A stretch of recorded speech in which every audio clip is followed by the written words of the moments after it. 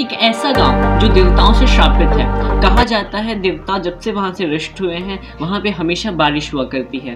क्या है उसके पीछे का कारण, आज हम करेंगे इसी की बात। हे गाइस, मैं हूं फिल्मी वोट का खबरें प्रशांत तिवारी। आज हम करने वाले हैं फिल्मी रिव्यू ऑफ तुम्बाड। तुम्बाड एक मिथोलॉजिकल फिल्म है। ये फिल्म बहुत ही अमेजिंग है, बहुत ही अच्छे कंटेंट के साथ है। पूर्ति की देवी एक ऐसी माता जो अन्न और धन की देवी है।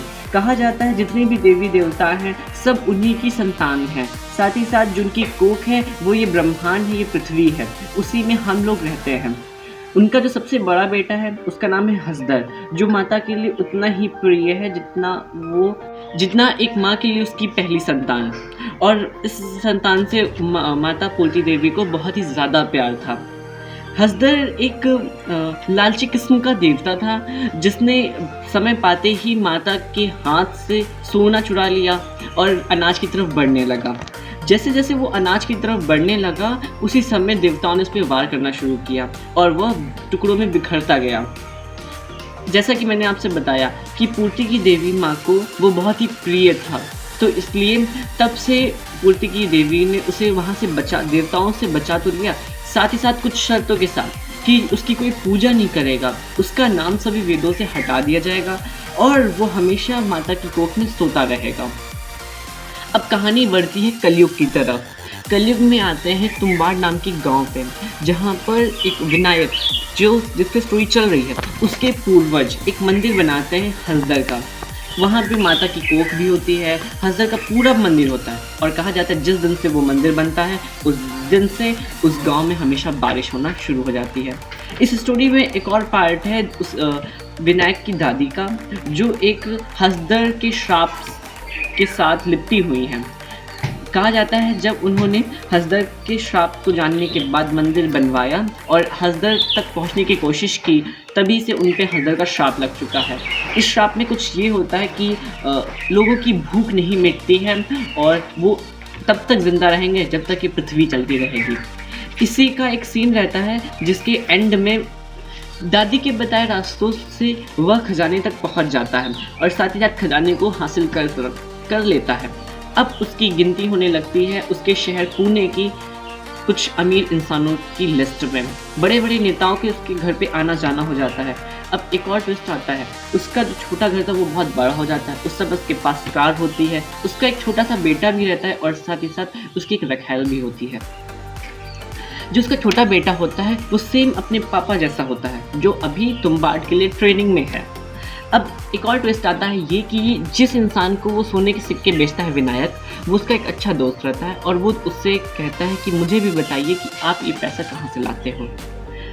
विनायक बताता है तुम्बाड का रास्ता और वहाँ पर उसका दोस्त पहुँच जाता है और वहाँ पे उसकी मुलाकात होती है हसदर से और उसे भी हसदर का श्राप लग जाता है। अब आता है स्टोरी का की पॉइंट, एक्स फैक्टर। अब पता चलता है हमें कि विनायक ने उस खजाने को कैसे हासिल किया।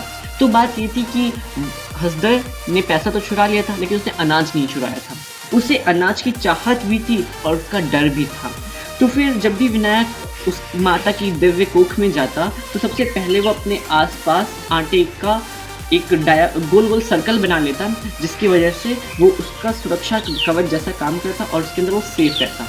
अब हसदर को बुलाने के लिए वो एक आटे की गुड़िया निकालता और उसे बाहर फेंक देता।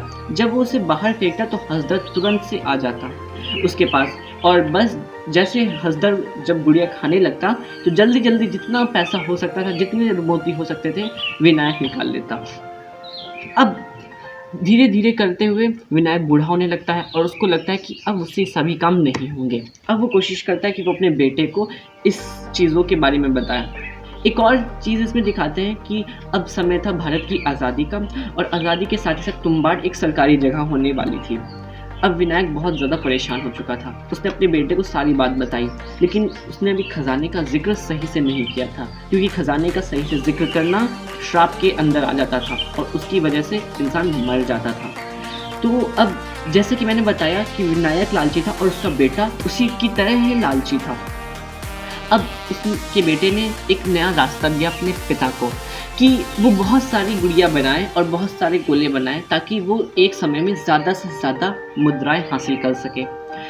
जैसा कि मैंने बताया, इसी आइडिया के साथ वो लोग उस तुम्बाड़ नाम के उस मंदिर में पहुंच जाते हैं, तुम्बाड़ के मंदिर में पहुंच जाते हैं और वहाँ पे सेम यही चीज़ करते हैं। लेकिन लालच बुरी भला है, ये हमें तब पता चलता है जब वो लोग उस मंदिर की कोख में पहुंचते हैं। वो लोग जितनी गुड़िया फेंकते हैं उतने सारे हंसदर वहाँ पे आ जाते हैं और हंसदर के आने से उन लोगों को घबराहट होती है और अंत में विनायक को यह श्राप लग जाता है। विनायक श्राप खुद ले लेता है और अपने बच्चे को बचा लेता है और उस बच्चे को यह सीख मिलती है कि लालच बुरी भला है।